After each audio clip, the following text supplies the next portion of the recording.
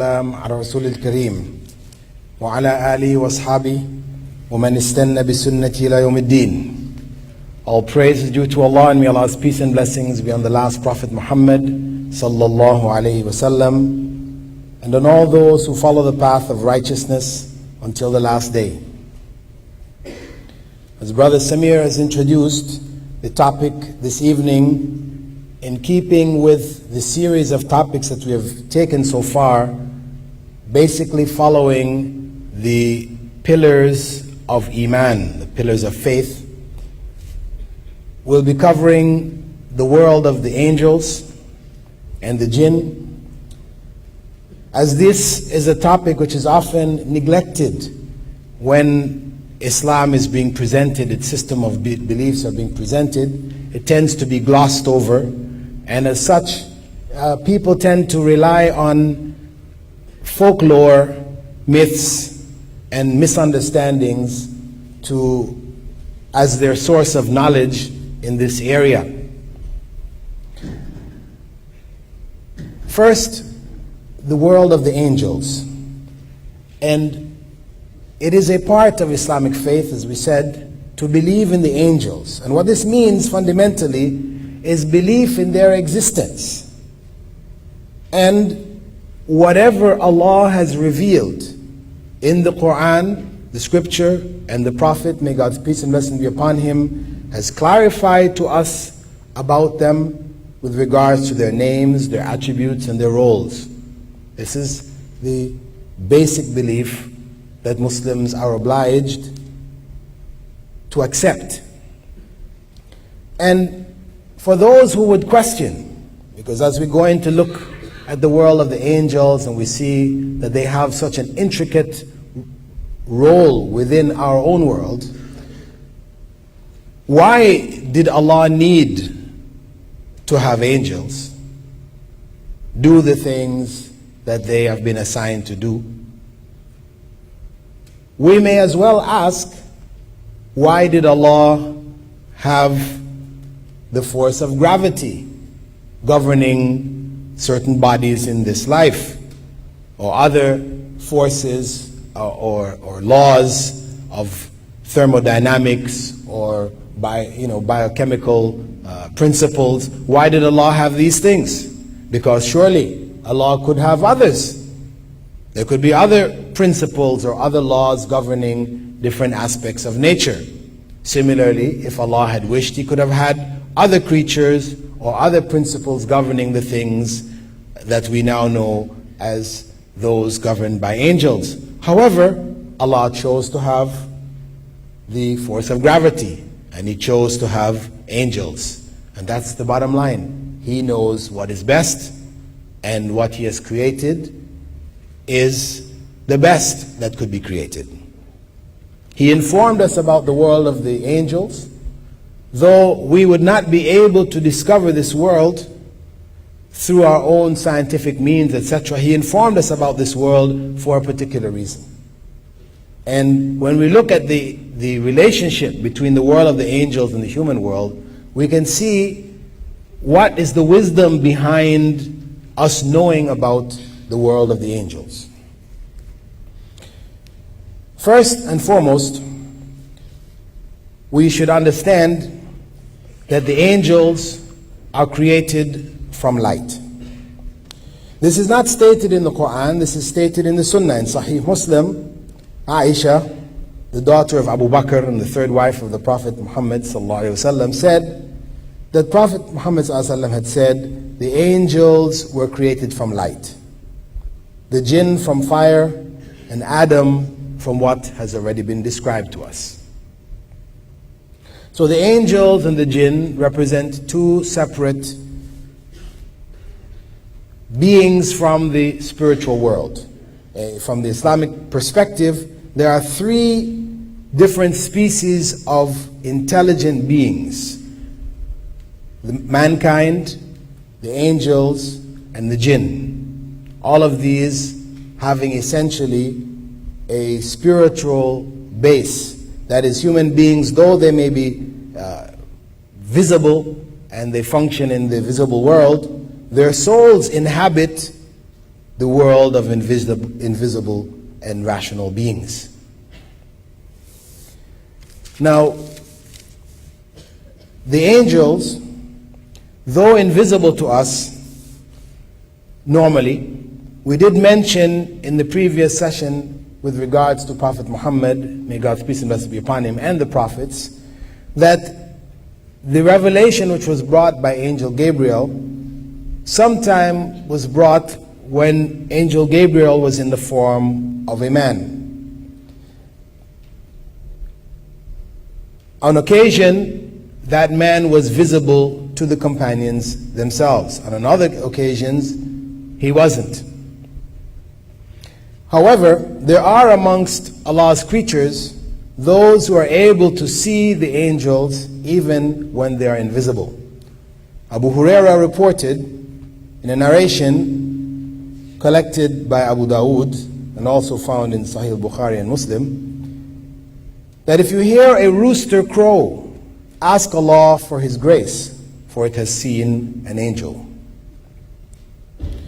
Now, the general form of the angels is not as is portrayed in the Greco-Roman legends, where the angels, like Cupid, is a little baby with wings on his back flying around with a bow and arrow, or as a man walking around with a pair of wings on his back, a pair of bird-like wings on his back. When the angel appeared in the form of a man, he was a man, not with any wings. But Allah has described the angels as having wings, but the wings we should not think of in terms of human terms or in terms of the wings of birds, etc. Because Allah has described in the Quran, in chapter Fatir, verse 1, Alhamdulillah, Fatir as-samawati wal-ard, جاعل الملائكة رسلا أولي أجنحة مثنى وثلاث ورباع يزيد في الخلق ما يشاء إن الله على كل شيء قدير. All praise is due to Allah, the creator of the heavens and the earth, who made the angels messengers with wings 2, 3, and 4, and He increases in the creation as He wills. Abdullah ibn Mas'ud, companion of the Prophet ﷺ, reported that Allah's Messenger had seen Angel Gabriel in his natural state, in which he had 600 wings, each of which filled the horizon. And they were like multicolored drops of pearls and coral falling from the wings. So the angels in their natural state are quite huge, so much so that in another narration related by Jabir ibn Abdullah, with regards to the angels that carry the throne of Allah, Prophet Muhammad ﷺ said, allow me to speak about one of the throne bearers. The distance between his earlobe and shoulder is what a bird would fly in 700 years. So we're talking about a huge aspect of Allah's creation.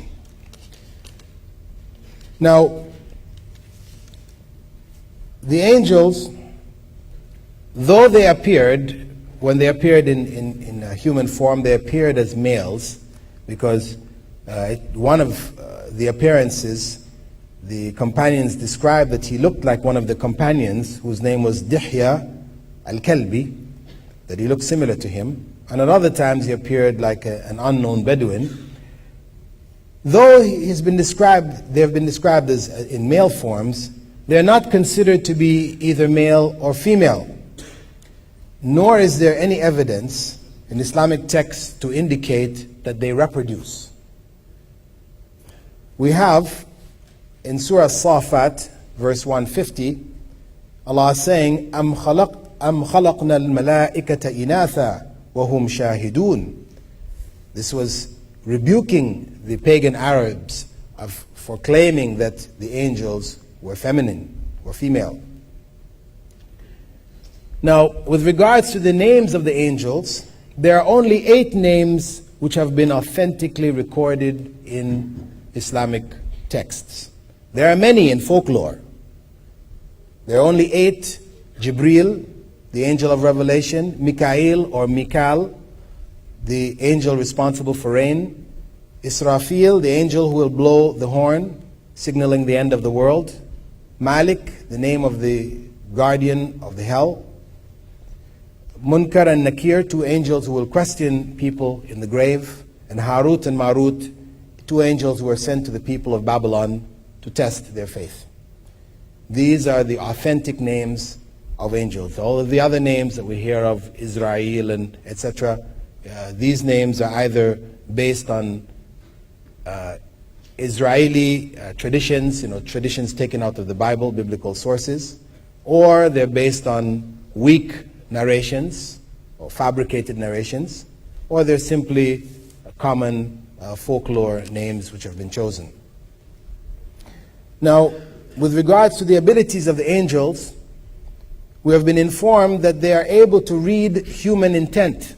They're able to understand what is going on in the human mind.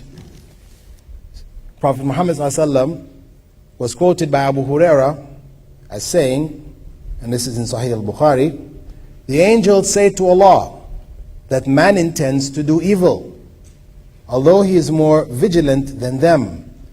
He replies, watch him. If he commits evil, record it in kind. But if he abandons it, record for him one good deed, for surely he gave it up for my sake. So they have the ability to read human mind. And virtually all of the movement and activities which take place in the world are under their command or under their control or under their influence. And this is deduced from the verse in which Allah said, فَالْمُقَسِّمَاتِ أَمْرًا, and other verses where Allah's command throughout the creation, because everything is by His command, is assigned to the angels. They are also assigned to every human being from the time that they are formed in the womb to the time of birth. Prophet Muhammad ﷺ was quoted by Anas ibn Malik as saying, Allah the Exalted and Glorious has appointed an angel as the caretaker of the womb that says, my Lord, it is like an oily drop. My Lord, it is now like a leech. My Lord, it has become like a clump of chewed flesh. Then if Allah wishes to complete its creation, the angel will ask, my Lord, will it be male or female? Furthermore, we have another narration from Abdullah ibn Mas'ud that when the fetus reaches the beginning of the 5th month, the angel breathes the soul into him. At that same time, 4 things are recorded: his livelihood, his lifespan, his deeds, whether he'll be wretched or happy. Besides that, each person has an angel assigned to him, or who may vary, not necessarily the same angel all the time, but an angel is with him throughout his life, encouraging him to good and guarding him from evil. This is part of that consciousness that we spoke of earlier in terms of the human being having a consciousness of good and evil. And we'll look at the evil side when we come to the world of the Jinn. Prophet Muhammad ﷺ said, every one of you has been assigned a companion among the Jinn and one from the angels. So these angels who are with us encourage us to good, put good suggestions in our minds, and counteract the evil suggestions which would come from the evil source of the Jinn. There are also 2 angels who are assigned to recording deeds. These are the ones most people know about. We can find in Surah Al-Infitar, verses 10 and 11, وَإِنَّا عَلَيْكُمْ لَحَافِظِينَ كِرَامًا كَاتِبِينَ, that verily there is assigned to you protectors or guardians who are noble and who record your deeds. Outside of this, we have angels throughout our lifespan, what takes place in our life. These angels who are with us recording are constantly with us. The angels which are assigned as a support to us, which are giving us good thoughts, at some times this angel may leave us. And this is what is referred to when Prophet Muhammad ﷺ said that angels do not enter a house in which there is a dog or pictures or statues of living beings. Because the angels that are recording angels will not leave you at any time. So we shouldn't think, as some people might ignorantly feel, that they can avoid their record being taking place, deeds being recorded if they keep a dog with them all the time, At any case, with regards to a person dying, an angel is also assigned to take the soul at the time of death. And when the person dies, that soul is passed over to angels in the next life. And the angels who received that soul take the soul on a particular journey, which we will look at when we come to the series of lecture, the lecture on the Judgment Day. But it's enough to know that the angel takes our soul in the next life, takes it through a journey, then two other angels will come back to it whilst it's in the grave, in that state of the grave, and question it concerning its Lord, the Prophet who was sent to it, and its religion. And that basically summarizes the information, basic information that has been revealed to us concerning the angels. And the significance of knowledge of the world of the angels is basically for human beings to know that all of their deeds are being recorded. Their thoughts are being monitored. This would help them to reflect before acting, because it is through acting hastily that we fall into sin. Prophet Muhammad ﷺ had said that ta'anni min Allah wa la ajala min ash-shaytan, that deliberate, careful action is from Allah and haste is from Satan. So by reflecting on the relationship that the angels have with us, this would help us to be conscious of the fact that our deeds are constantly being recorded, and as such we would think twice or think more than twice before doing some actions that we may consider.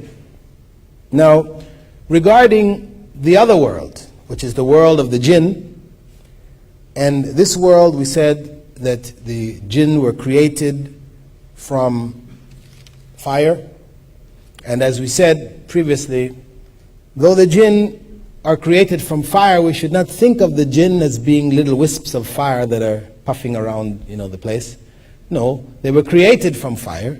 And of course, people, because we know that among the Jinn there are some that are good and some that are evil. If there is the hellfire, then how are the Jinn going to be punished? How are they going to, if they're already fire?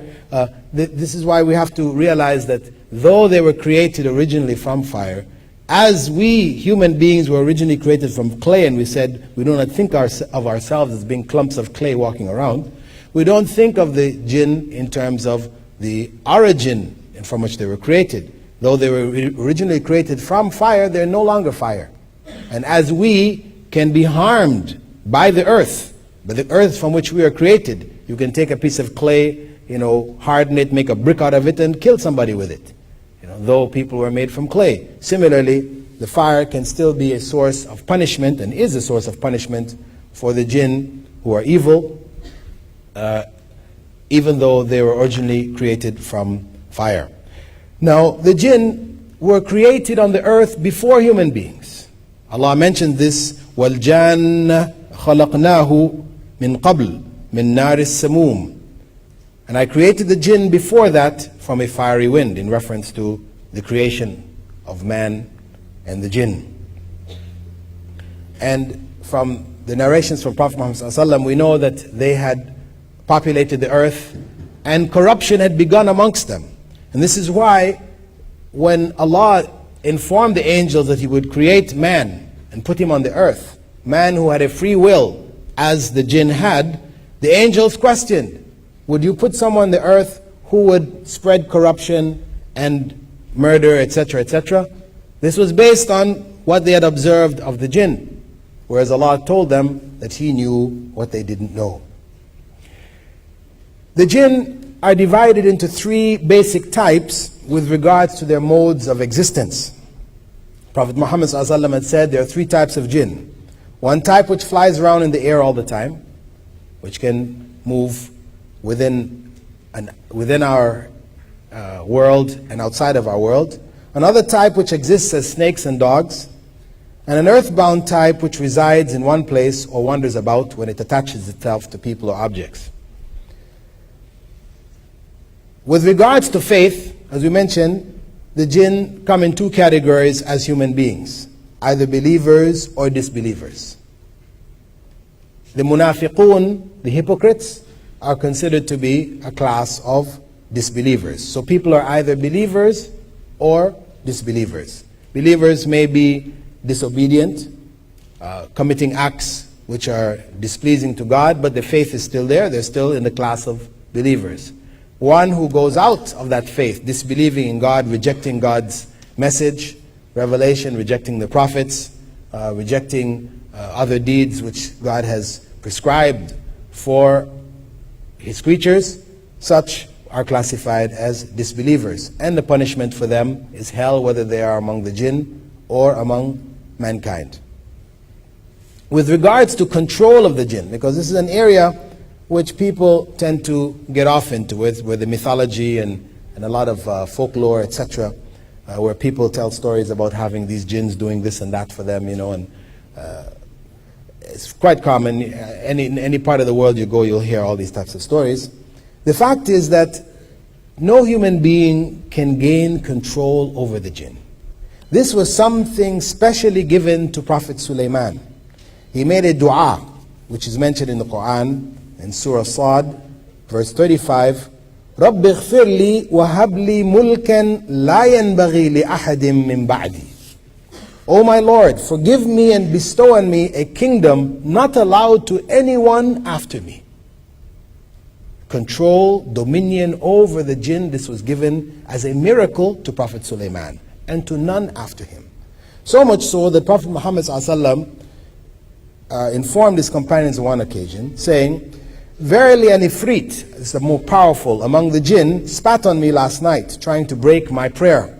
However, Allah let me overpower him, and I wanted to tie him to one of the columns in the masjid, so you all could see him in the morning. Then I remembered my brother Sulaiman's prayer, O my Lord, forgive me and bestow on me a kingdom not allowed to anyone after me. So Prophet Muhammad ﷺ was able to keep the jinn off him, to restrain it, but not to control it.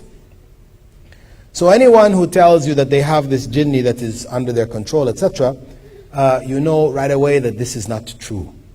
What can happen instead is that a contract can be made. The relationship with the evil world of the jinn is through contract. And there are no good jinns coming into our worlds and doing favors for us. See, because they are banned from our world, as we are not allowed to interfere in their world. They're not allowed to interfere in our world.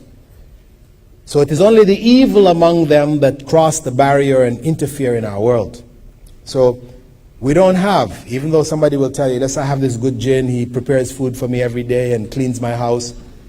If that is the case, the jinn, evil among them, may try to gain control over a human being by appearing to them to be in their favor and to be doing things for them initially, until they get their guard down, and then eventually they work them over into the area of shirk, because the main goal and effort on the part of the jinn is to draw human beings into disobedience of Allah and ultimately into shirk. Now, the area in which the jinn play the biggest havoc in human life and in the human world is in the area of fortune telling. This is one of the biggest areas. Because human beings have a natural desire to want to know the future. Everybody wants to assure for himself or herself a good life. So knowing what is in the future would then give one an opportunity to ensure for oneself good. So there have been people from the most ancient of times till today who sell information about good. They come under the general heading of fortune tellers. Now, some of them are just guesswork. In fact, probably most of them are just guesswork, games, tricks, etc.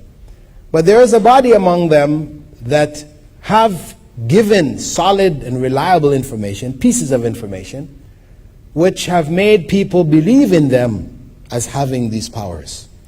And those among them that have this type of information, we can understand how they can get this type of information by understanding the world of the jinn and its relationship to us. We have a verse in the Quran in which, or a number of verses, in which Allah speaks about the fact that the jinn, the class of them who are in the atmosphere and who can move in our world, outside of our world, who go up to the lowest heavens, and there they steal a listening. They listen in on what is discussed amongst the angels. When Allah commands angels, the commands go down through the heavens to the lowest heaven, and as they discuss it amongst themselves, some among the jinn manage to reach up to the level of the lower heavens, not entering it, but up to that level, and hear some of that information. However, they are driven away from that by meteors, comets, etc. And this is recorded in the Quran in Surah Al-Jinn. This is described. And Prophet Muhammad ﷺ had mentioned that the jinn pass the information back down until it reaches the lips of the magician or fortune teller.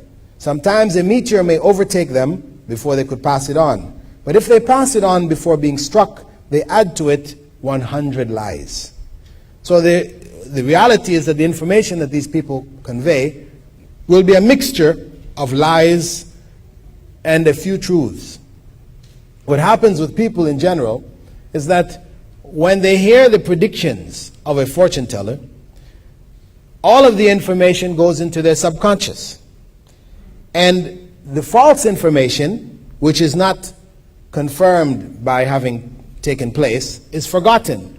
Whereas the one thing which they tell them which is true, which takes place, the person remembers that. This is reinforced by the information which was initially given. And then the person will swear by that person. This is a fortune teller of the first class. This is a true fortune teller. So you have somebody like Jinn Dixon, died just at the end of last year, who was, a favorite fortune teller amongst the presidents of the United States and others. Every year she would give her predictions for the year. It would be in the national newspapers, etc. And people depended on her books, they would study them, etc.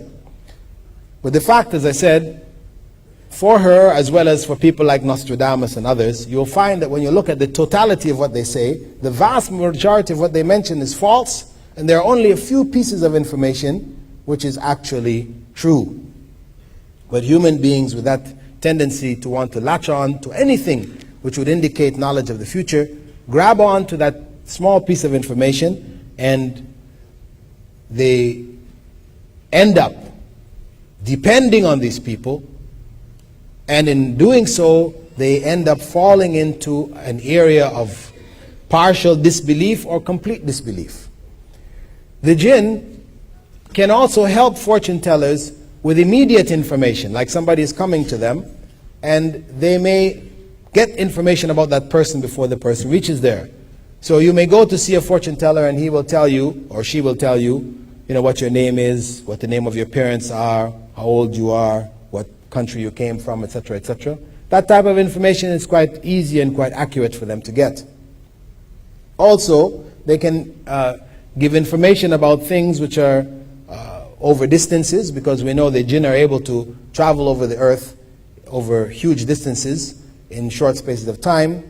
We know in the Quran, in Surah Naml, with regards to the Queen of Sheba, when she was coming, Prophet Sulaiman asked one of the jinn to go and get her throne. And he said that he would get it for him before he even got up from the place where he was sitting. Because of the sacrilege and the heresy that is involved in dealing with the jinn, those involved in fortune telling, etc., Islam has taken a very strong stance against it. Prophet Muhammad ﷺ was reported by his wife Hafsa to have said, the salah of whoever approaches a fortune teller and asks him anything will not be accepted for 40 days and nights. This is a question out of curiosity. This is not necessarily believing in what they're saying. The salah will not be accepted for 40 days and nights. This includes all of the different forms of fortune telling that are available in our society today. One of the major ways is through the astrological science. In almost every newspaper in the world today, you'll find a page which gives the zodiacal signs, the zodiac, signs of the zodiac, your astrological predictions for the day. If you're a Cancer or Taurus or whatever, this is a good day to do this, or a bad day, you shouldn't do this, delay it until tomorrow or whatever. All of that, if one turns to that page, if you're opening the newspaper and you just happen to see it and you keep reading, no problem. You don't read the page, you just pass over it, no problem. But now if you're flipping open that newspaper looking for it, and you're saying, people say, don't read this. You said, I don't believe it. It's just for fun. No. This is no for fun here. This is something very serious. As long as you're opening it and looking to see what your sign is, and you're looking to see what it has to say, then you fall under this statement of the Prophet ﷺ. Your salah is not accepted for 40 days and nights. Now this doesn't mean you've got a vacation for 40 days and nights from prayer. See, some people say, okay, no point. If it's not accepted by Allah for 40 days and nights, no point to be praying. No, because when a person prays, two things takes place. One, they remove from themselves the obligation of prayer. And two, depending on the level of concentration in their prayer, they earn a reward. Right? As Prophet Muhammad ﷺ said, some people pray and only 1/10 of the prayer is rewarded. Others only 1/5, etc., etc. So, though this is the case, if you've read your page, your astrological page today, you still have to continue to pray for the next 40 days, but the value, the reward for the prayer has been lost. Now, whoever goes looking for that page believing in what it says, or goes to a fortune teller, palm reader, or whatever, getting their tea leaves read, believing in what the person is saying, Prophet Muhammad ﷺ said, as reported by Abu Huraira and Al-Hasan, his grandson, whoever approaches a fortune teller and believes what he says has disbelieved in what was revealed to Muhammad sallallahu alaihi wasallam. This is an act of disbelief. This is how serious Islam regards it.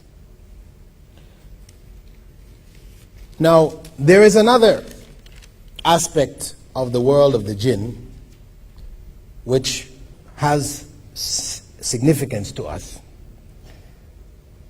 Beyond the world of magic, because this has also become a popular area in Western society today, people like Daniels and David Copperfield and others who are dazzling people with feats of magic. And we know this is also a forbidden area. Those that are seriously involved in it are involved in using the jinn. The jinn help them.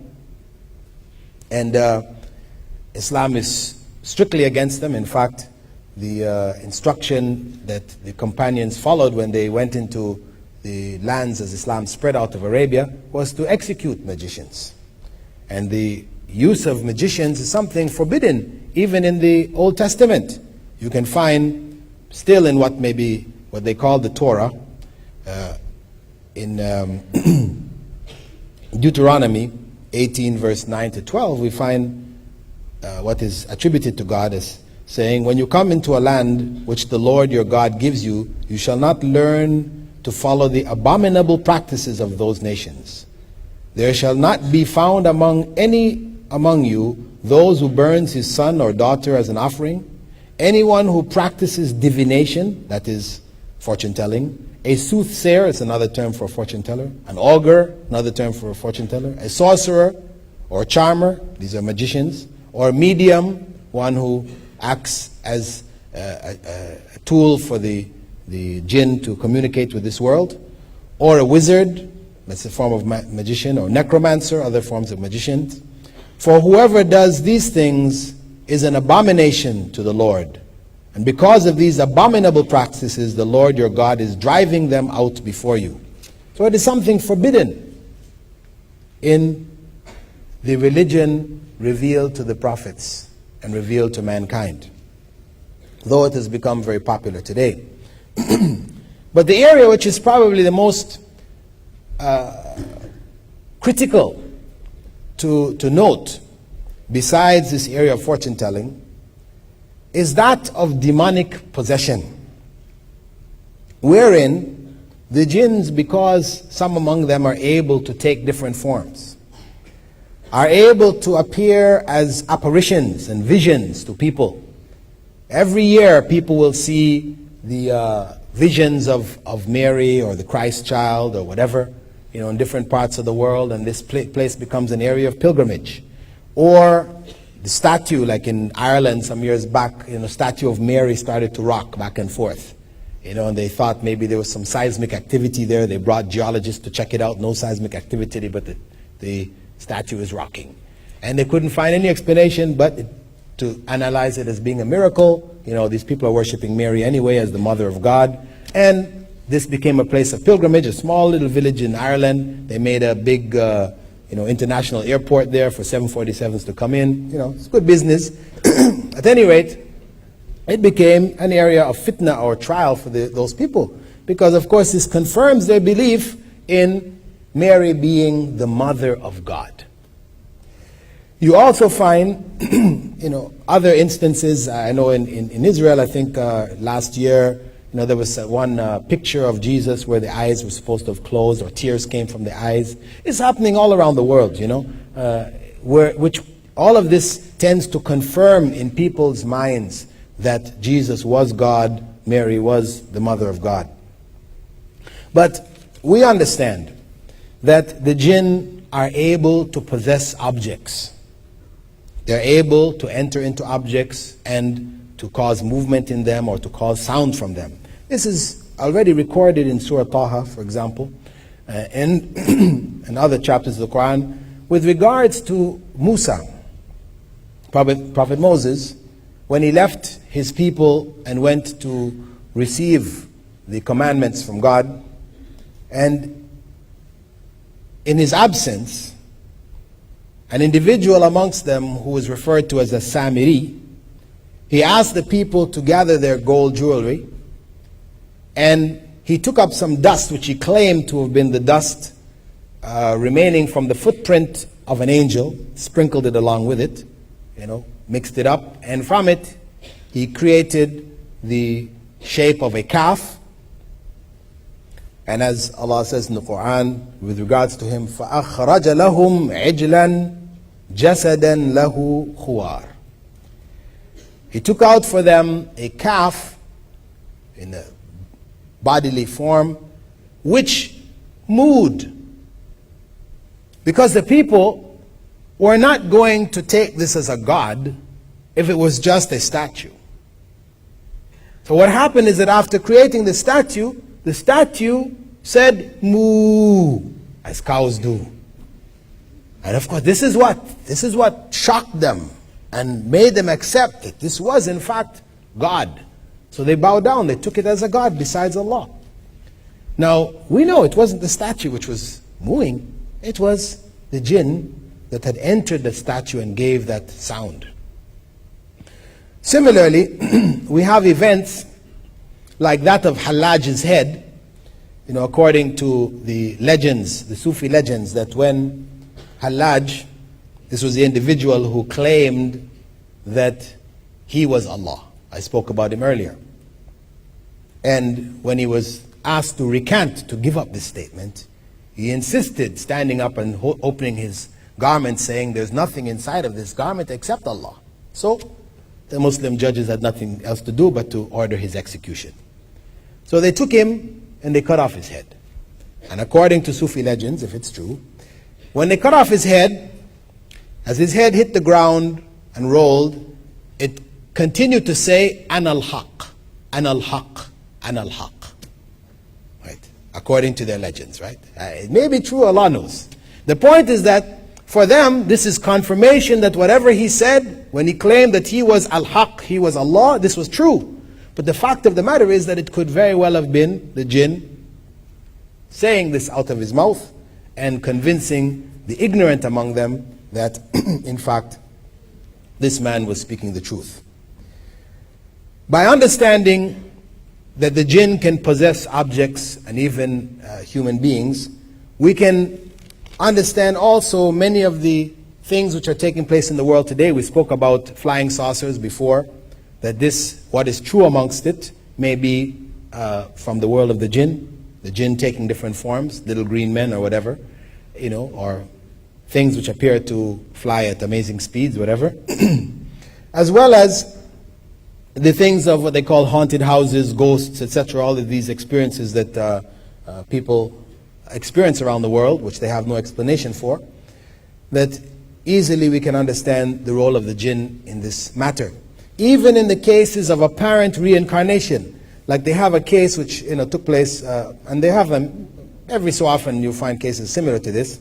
There was a girl in India back in the 70s. Her name was Shanti Devi, and she was 7 years old, and she described a place where she had lived previously, in a previous life, in a town called Mutra, in a province far away from where she lived, and the people, the house, etc. When people went there, they found, in fact, there was somebody who lived there, and the house did look like that, and all this type of information. Now, for these people, this became a confirmation for them of reincarnation being a fact. The same thing happens amongst the Druze in Lebanon. From time to time, you'll find some young Druze kid who claims to describe a previous life. And the details may be very accurate when you go back and check the places where what he describes or whatever, or she describes, will be very true. And for them, it confirms for them reincarnation. Because the belief in reincarnation, of course, is false belief. It's a false belief. It's based on the concept that the human soul is divine. That the human soul is a part of God which has come into this world, which continues to go through different cycles until eventually it rejoins with God. This is false. Human beings are not God in any way, shape, or form. What happens, how this takes place, is that, as Prophet Muhammad ﷺ explained, the jinn, as we talked about dreams before, the jinn are able to come into our dreams. They're able to give us bad dreams, etc., and to implant ideas and thoughts which we might think are our own. So they may put this information about this previous child or person in that mind of the child, and the child thinks it's relating what is from its mind, as its own, and people assume that it is his own memories, but in fact it is not. Similarly, when people do this regression therapy, where people go into a hypnotic state and they go back to previous lives, they used to be in the Roman Empire, they were a centurion or whatever, back to the cave days, they were on the Neanderthal, and people describe all these previous lives, right? And it's a big fad in America today and in the West in general. Very easily, these could easily be thoughts which are being fed by the jinn, where we have to assume that all of these people who are doing it are not faking, because of course there are some people who no doubt are involved in quackery and just tricks and people, but so many people have been put through these hypnotic states and have recounted these types of information about things that they didn't know. They didn't study, they didn't have that kind of background. So the only way to really understand it is to understand it through the agency of the jinn. And what is related to this, of course, is the actual possession of human beings. This is something which is well known in the Christian tradition. People have been exercised over the times from the time of Prophet Jesus till now exorcisms have taken place. And in other religious systems, exorcism also takes place. And from an Islamic perspective, it is recognized as being valid, that people may be possessed. In fact, in the Prophet ﷺ's time, a child was given to him who was possessed, and he blew in the child's mouth and told the being that was in the child to get out, enemy of Allah, and later the child was cured. And this is a clear evidence of exorcism. It exists also in the time of Prophet Jesus. There are records remaining in the Gospels of Jesus exorcising people who were possessed. And when we look at the process of exorcism, the exorcism may take place basically in three ways. One, those who are involved in this calling on the jinn, etc., they may call on another jinn to drive out that jinn. And of course this is forbidden because it involves also sacrilege. Or the jinn may leave by choice when idolatry is confirmed in its presence. That is, the priest waves the cross, or the Buddhist priest recites their scriptures, and the jinn leaves, confirming in the mind of that priest or the people around that their scriptures or their practices are true. The third and only acceptable way, of course, and this includes people who may call on the jinn to leave in the name of Muhammad sallallahu alaihi wasallam, or the name of saints, and people are cured. This is because shirk has taken place in their presence.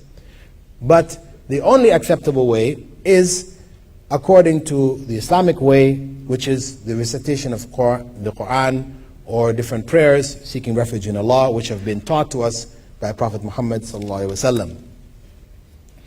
Now, if we look at knowledge about the world of the jinn, Prophet Muhammad ﷺ explained to us so much information. Allah has revealed so much in the Quran about it. Even a chapter of the Quran is referred to as the chapter of the jinn. If it wasn't important, all of this effort would not have been made. It is important for us to understand that world because of its influence over our world. The evil from that world comes into our world and draws people into disbelief, into shirk, into idolatry. And we are informed about that world to be prepared, to be aware. When we hear information, when we have personal experiences, etc., that these experiences or the information will not drive us into seeking illegitimate means of protecting ourselves. The illegitimate means is through using fortune tellers or magicians or those involved in other forms of exorcism which are pagan in origin. You find Muslims, I've heard of Muslims in the Philippines going to Catholic priests to be exorcised, and in other parts going to Buddhists, etc., for exorcisms. And this is a form of shirk, and it destroys the human belief. So Allah subhanahu wa ta'ala has informed us about the world of the angels and the world of the jinn in order for us to be conscious of that world and its relationship to us, in order for us to improve the quality of our deeds, realize the source of good that is around us, realize that our deeds are being recorded and be more deliberate in our actions, know about the evil from that spiritual world, the world of the jinn, that can affect our lives and can delude us through apparitions, through visions, etc., etc., and draw us into these different forms of shirk. That is basically what I would like to share with you this evening with regards to the world of the angels and the jinn. Hopefully, if there are any other areas that, with regards to it, that you'd like to get clarification, you can present it in the form of questions, and we'll include those along with the questions from yesterday's session. Assalamu alaikum wa rahmatullahi. Alhamdulillah. Alhamdulillah. Wa salatu wa salam ala Rasulillah. Okay, we have quite a stack of questions.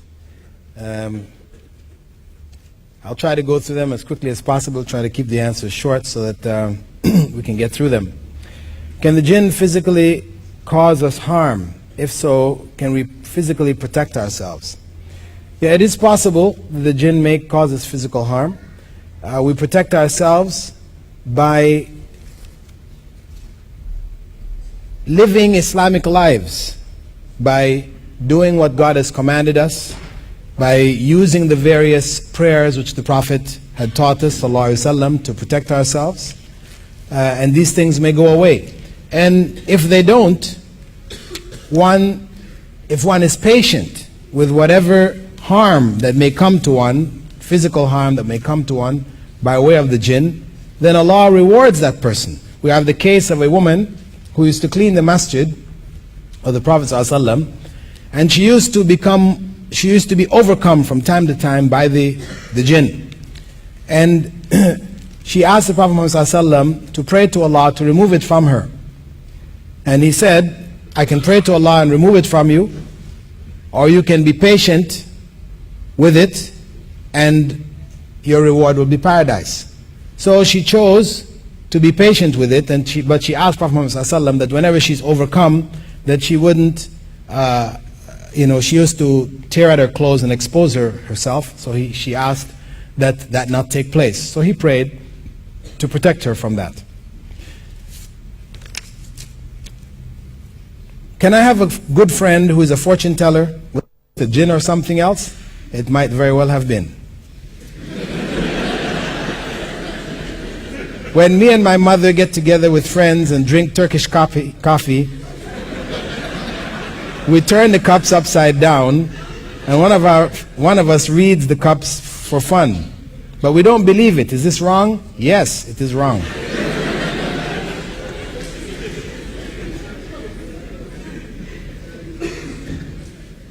Does magic have something to do with the jinn? Yes, the effects of magic are through the agency of the jinn. Do humans become angels when they die? No. Can we keep a dog in the house for the purpose of protection? If a dog enters the house, do we need to wash it for the acceptance of prayers? Well, the dog which is kept just for a friend, as is common in some societies where the dog becomes man's best friend. People make clothing for the dogs, even shoes. People die and they leave all their inheritance to dogs. And they have children and they don't even leave anything for them. I mean, this kind of approach to the dogs is prohibited in Islam.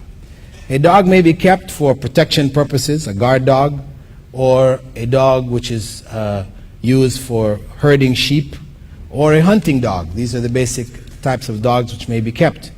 But the dog is kept in its place. I mean, you don't take the dog to bed with you. He sleeps in the bed along with you, kissing you in the morning when you get up. This whole type of approach to the dog is not acceptable Islamically.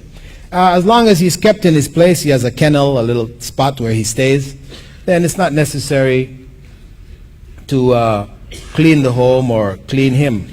I mean, the dog, of course, should be cleaned regularly anyway, but it's not a requirement for prayers to be accepted in the home. And one thing to note about dogs is that sometimes, unfortunately, because, Islam teaches us that if a dog licks or drinks from the vessel which we have eaten or which we're drinking from, that we should pour out the contents, let the dog finish eating it, and clean that vessel, 7 times. One of the times we clean it with clean earth.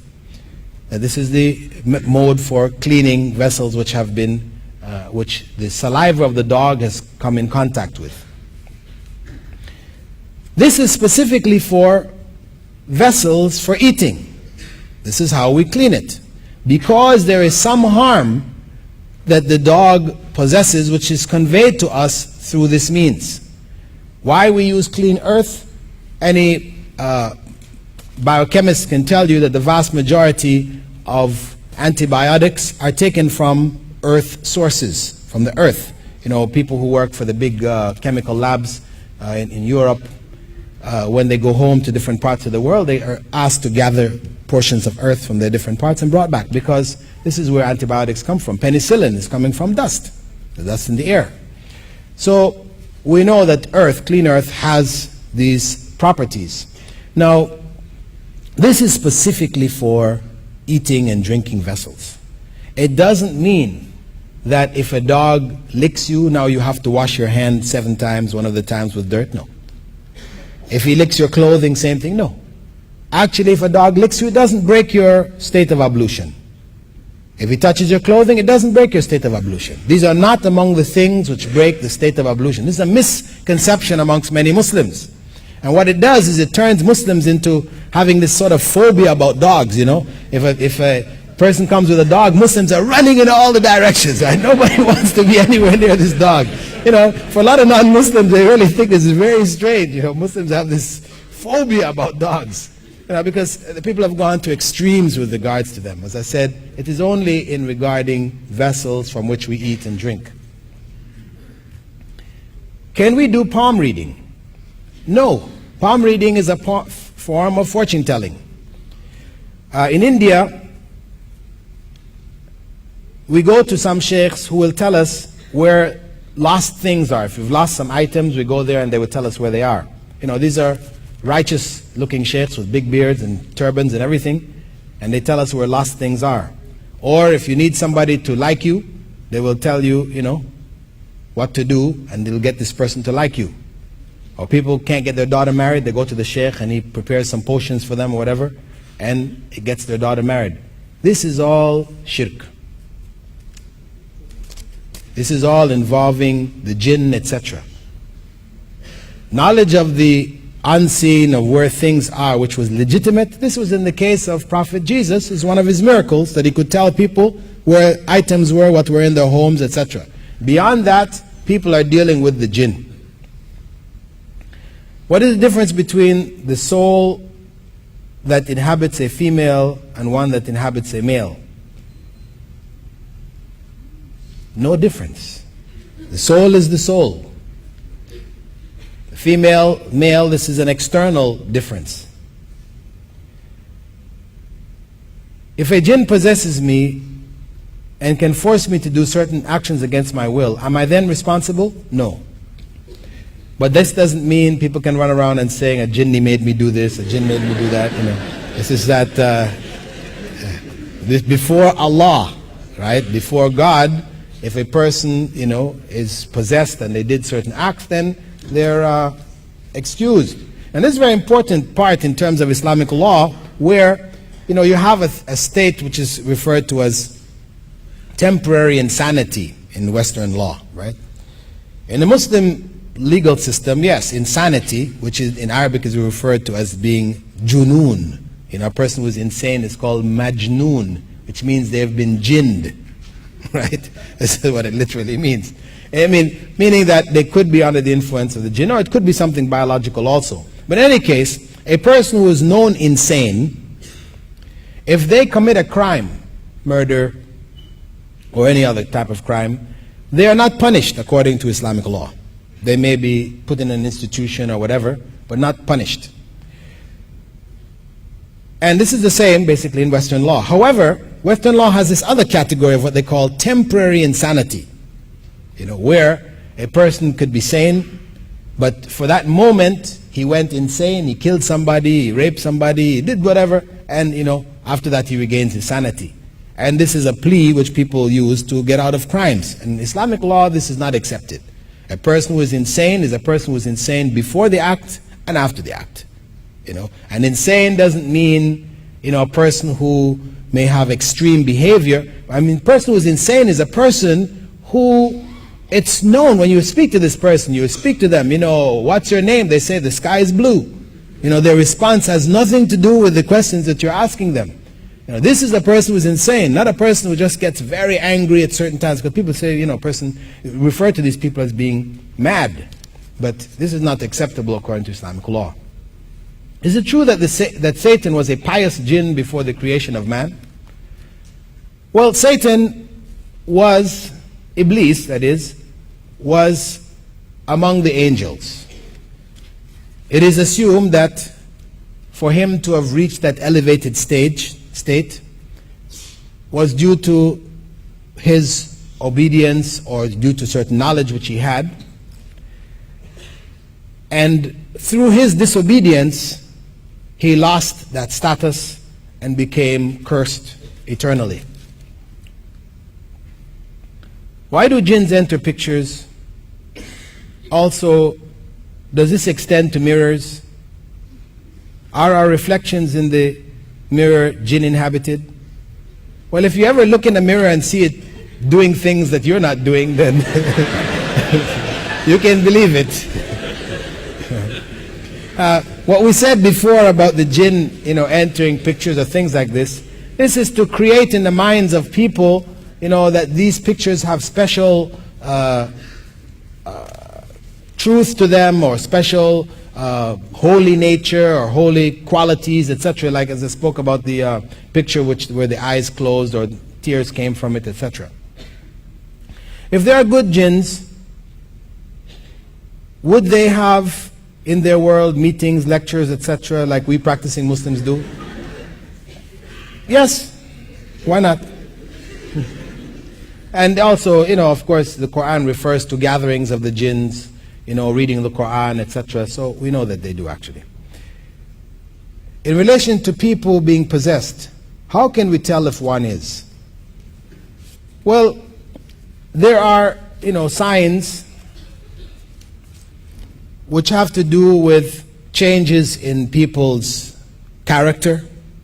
It may involve changes in their voice patterns, certain times. They may take on very, filthy type habits. I mean, it's generally speaking, it's somebody who goes right out of character. They seem to have taken on another personality altogether. In the West, you have a category of what they call multiple personalities, which are one of the examples of jinn possession. What do jinns look like? And what would they look like in the hereafter? Well, Allah knows. The jinn, we don't have any definition of them, what they look like in their normal state, that is, when they don't take on, human form or some other forms in our world. I know that people have in the folklore that they have eyes like cats, they have feet like goats and tails and all kinds of stuff, but this is not authentic information.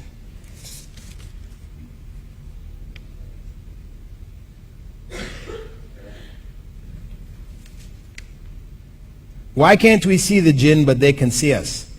Well, this is how Allah has created them.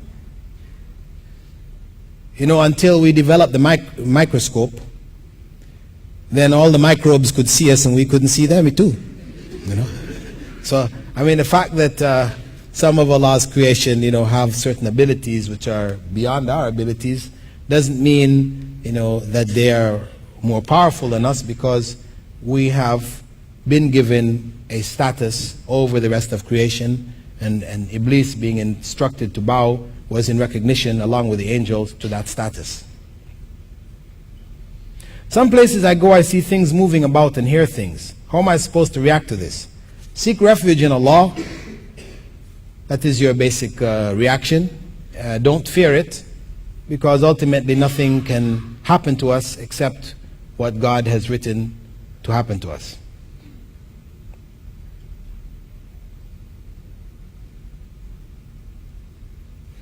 In the Quran, it mentions the speed of angels as they travel in one day, which is equivalent to 50,000 years of ours. Please explain. Well, really there's no real explanation, because when you go into the issue of what is it referring to in terms of one day, is it one day, 1 24-hour day? Because a day is 24 hours on our planet. A day on Saturn may be so many years, when in a day, in a year, what is this year? Are these light years? How far light travels in a year, or what? We just have a general statement from Allah subhanahu wa ta'ala letting us know that the commands which come by way of the angels are over huge spaces of time, etc.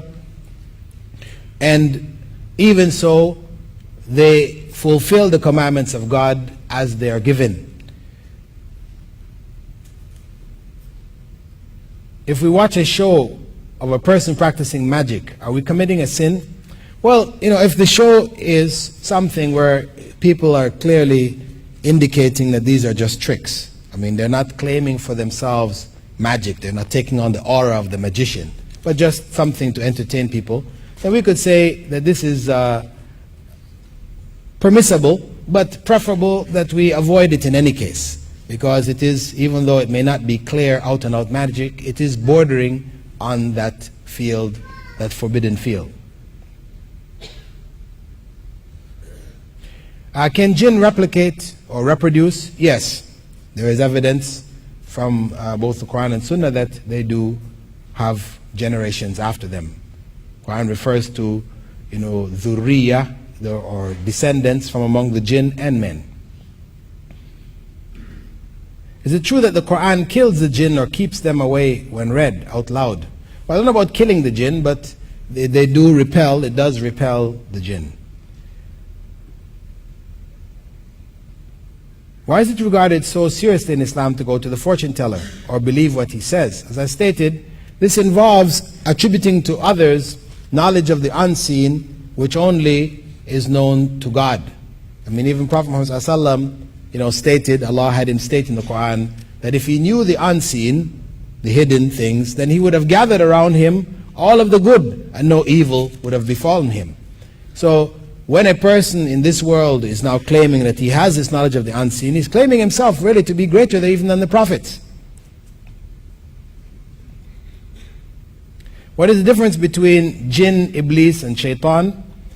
Well, the jinn represents that other creation, created from a fiery origin. Iblis is the name of that main individual amongst the jinn who was cursed by Allah, and shaitan is a name, Satan is a name which may be applicable to both jinns and men, because Allah refers to shayateen al-insi wal jinn, that there are devils amongst both humankind and the jinn. They represent the evil among the jinn, or evil among mankind.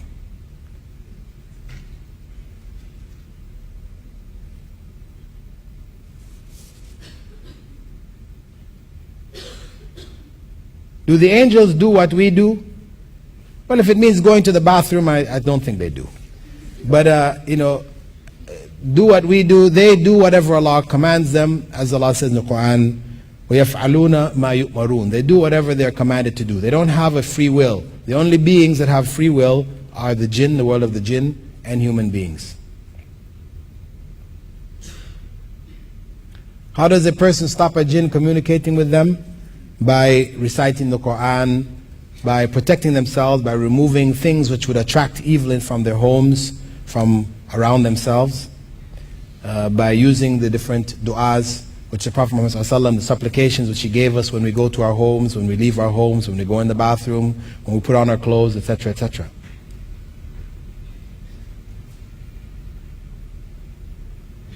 My mother hasn't yet accepted Islam. I'm a revert. Should she pass away and my elder sister insist on a chapel funeral, what is the Islamic perspective on me attending the funeral? Well, to attend the rites, the funeral rites, is not permissible. For a Muslim to attend the religious rites of any other system is not, or religious group is not acceptable. For one to go to the grave as a reminder of death, etc., it's acceptable. But where one attends and takes part in the funeral rites, this is not permissible. Can one have a jinn protector, as some claim to? No. Who do jinns tend to enter and how? Well, the hows, Allah knows. I know people say it comes in through your foot or through your eye or your toe or whatever. Most of this is delusion. Actually, there's a book which will be available through the Islamic Information Center called The Exorcist Tradition in Islam, which I have just written. It should be available maybe within the next month or so. And this is a major research which I did for my PhD on the issues of possession, exorcism, etc. and it identifies, a lot of the misconceptions people have concerning exorcism.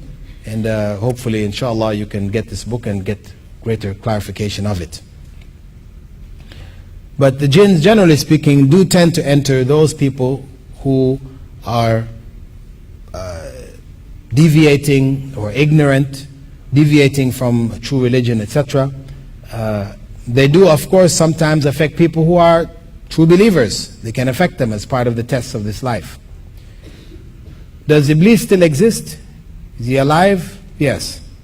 Is it true that his kingdom is located in Bermuda, the Bermuda Triangle? No. We can't say this. This is fiction. Is it true to say that humans were created as a sign for the angels? No. That is a sign to know that Allah knows everything, and to worship Allah is a duty given to them when they were created? No, we can't say this. Is a UFO a kind of jinn operation? Possibly. We spoke about.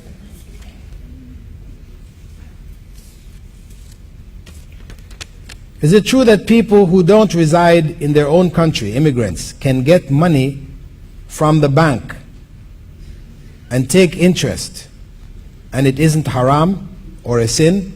No, this is not true. The taking of interest is haram, a major sin, and can only be justified where one is in a situation where life and death is at play, is at question. A person is in dire need of a major operation to save their lives, and the Muslim community refuses to donate and to help them have this necessary operation, so they take out a bank loan to save themselves. This is a circumstance where Allah knows this is permissible for protection of one's life and health. But other than that, it is not permissible for one to take interest or pay interest, except where it comes under the area, as we said before, in the case of insurance, where it is necessary for driving a car, you must have insurance, or to have certain buildings which are necessary in the Muslim community, you may be required to have these insurances. So you take out the minimum possible policy. The general principle when dealing with these type of issues is that you only do as much as is absolutely necessary to fulfill that greater good that you're trying to achieve. And this is based on the principle that if a person is starving to death, plane crash on the desert, whatever, and the only thing that's available, is to save your life is, one of the members on the plane had a bottle of alcohol, and that's the only thing that's there to save your life. What you do is you take enough. You just take, a capful. What is enough to keep yourself alive? You feel yourself about to die, you take a little bit to keep yourself alive. I mean, you don't just, take a little bit and you say, that tastes real nice. You pour yourself a full glass and then you're at it. No, you're only allowed to take what is absolutely necessary to save your life. How do you know if a hadith is right or wrong? This is the science of analysis of hadith, called usul al-hadith, which teaches you based on the narrators and the status of the narrators in terms of their ability to memorize, etc. They are classified in different classifications, and the errors in which they came to know who met who, if they lived in the same generation or not, whatever. And the text itself, whether the text contradicts, other known texts, and there's a whole system of whole science there, which the scholars have developed for analysis of hadith to determine which are authentic and which are not. And this science is so rigorous. If it were applied to information which is given to us today in the newspaper, etc., or written in books, we would have to reject virtually all of these books and newspaper accounts, because it deals actually with character, of people's character. If a person is narrating a piece of information and they are known to be of bad character, then that information is rejected. If a person is narrating a hadith from the Prophet Muhammad ﷺ, he is in that chain of narrators, and it is known that this person didn't pray regularly, they didn't fast or whatever, they're known to be of bad character, then their hadiths will be rejected simply based on their character. If we use that principle, with regards to what we read in the newspapers today or the books, written by different authors, etc., we wouldn't accept anything. We wouldn't hardly accept anything. This is how stringent the scholars developed the science in order to ensure that the information came to us is in fact authentic information. Are Muslim women allowed to go and seek Islamic knowledge? They're allowed to go and seek Islamic knowledge as well as academic knowledge. We know that almost a quarter of the religion, Islamic law, was conveyed to us by Aisha, the third wife of the Prophet Muhammad ﷺ. She was the fourth most prolific narrator of hadiths. Many studied under her, and there were many of those who taught, leading scholars, Imam Malik and others. Their teachers were women. So this is history, Islamic history, that women were scholars. And this is one of the things in our times where the lack of female scholarship has led to a rise, of some ignorant females who have claimed for themselves knowledge, under the banner of feminism, where they're now going to make a feminist interpretation of the Quran, this kind of nonsense, and this is due to that lack of female scholarship. And it is an error on the part of the Muslim Ummah that women have not had the access to Islamic scholarship that they did in the early generations. Could you please explain the dress requirements of Muslim women? Everything should be covered except for face and hands. Covering of the face is also commendable. It is not, some people would say that it is something from Persian culture, etc., and not really a part of Islam or Arab culture. No, it is a part and parcel of the deen. It is something recommended. It is in the view of some scholars that it is also compulsory. A majority of scholars don't hold that, but at least the minimum that a woman should cover is everything except for her face and hands. And she should be covered in such a way that the covering is not see-through, because if it's covering see-through, then it's not real covering. Or it should not be form-fitting, that it's showing the shape of her body and the parts of her body, etc. This is not considered proper covering either. It should be loose, wide, and should not be, especially when she's out of her home in the presence of others, it should not be attractive in and of itself like a dress. So it's a form of beauty attracting the attention of others, because the dress is to protect her modesty, this outer dress that she wears when she goes outside of her home. Many habits nowadays are not included in the Quran. For example, smoking. How do we assure or ascertain whether they're halal or haram? Well, from Islamic law, we have the principle of qiyas, that is analogy, analysis and giving rulings by way of analogy, which allows us to carry rulings from what Prophet Muhammad ﷺ has addressed to things that he has not.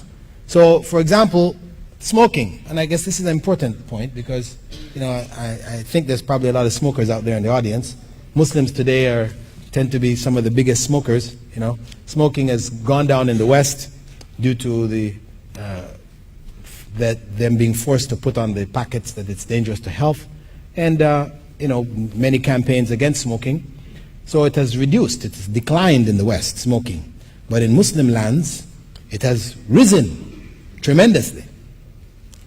The fact of the matter is that the argument used by most people, it's makruh, disliked. This is an Islamic ruling, makruh, meaning disliked. Meaning, if you didn't do it, you would be rewarded by Allah. But if you did it, there's no sin on you. Now, this ruling of makruh was made about 500 years ago, when tobacco first came to the Muslim world. It came to the Ottoman Empire, right?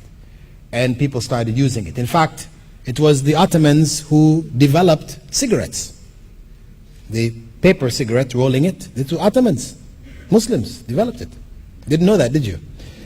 Because before that, people smoked in pipes. Yeah? At any rate, the scholars in Turkey and elsewhere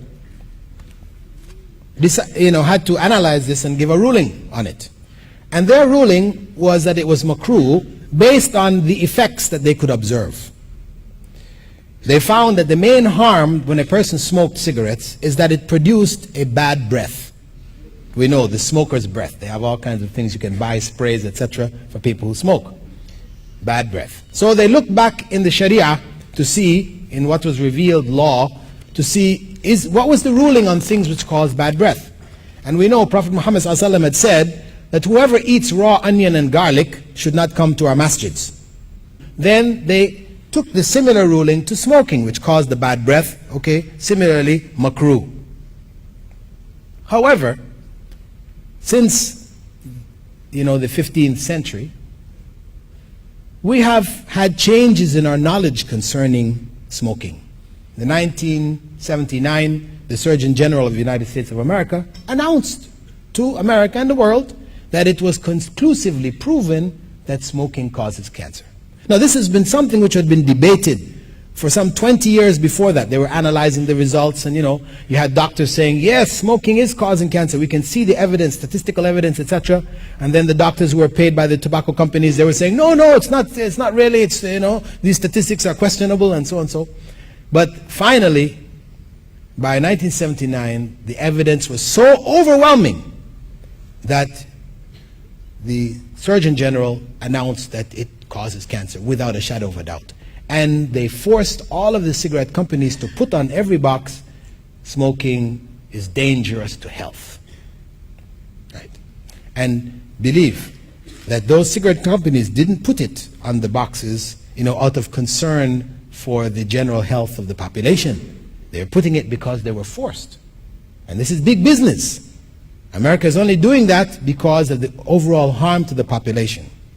So, once we know now that smoking causes cancer, we have to look for a different ruling. Cancer, we know, causes death. People die from cancer. And there are hundreds of thousands dying every year from cancer caused by smoking. And the ruling in Islamic law in this regard is haram. Whatever will kill you is haram for you to take, knowing that it will kill you. To take poison, to drink it, Prophet Muhammad ﷺ said, whoever kills himself in this life will find himself killing himself in the same way perpetually in the hellfire. Suicide is haram, forbidden. And when a person takes cigarettes, is smoking, he is committing suicide. Slowly, but surely. Because it doesn't make any difference whether I take a small glass of poison and drink sips of it, and after 1 year I drop down dead, or I take the full glass and drink it right now and die. Both ways, it is suicide and forbidden. So the correct ruling on smoking today is that it is haram, forbidden. I know some people will come back with the argument. I got the T sign, I'll just close off the argument here. Some people come back saying, well, there are people who smoke and don't die. Yes, the oldest woman in China, she smokes a cigar every day, and she's been doing it for the last 30, 40 years of her life. Yes, see, you don't necessarily die. But you see, Islamic law, it governs the general. And common sense tells you, you must follow what is the general ruling concerning things.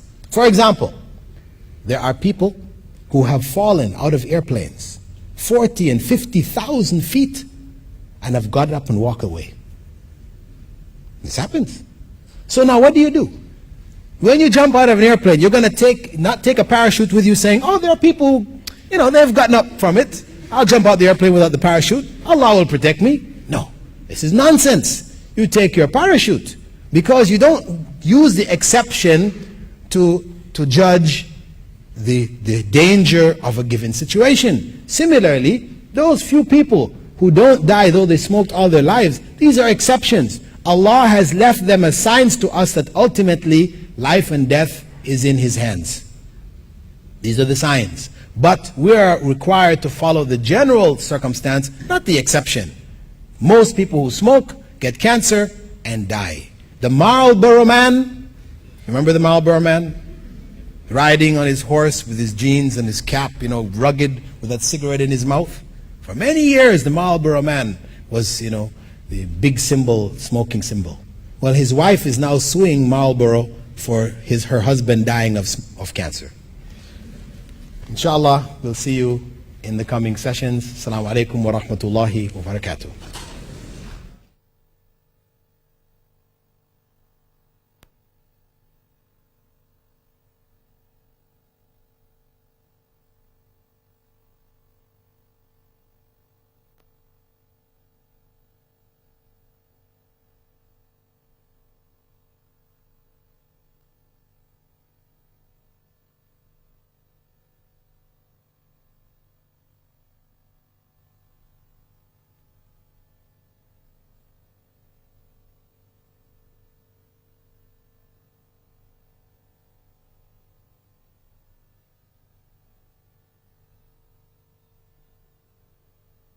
بسم الله الرحمن الرحيم والعصر إن الإنسان لفي خسر إلا الذين آمنوا وعملوا الصالحات وتواصوا بالحق وتواصوا بالصبر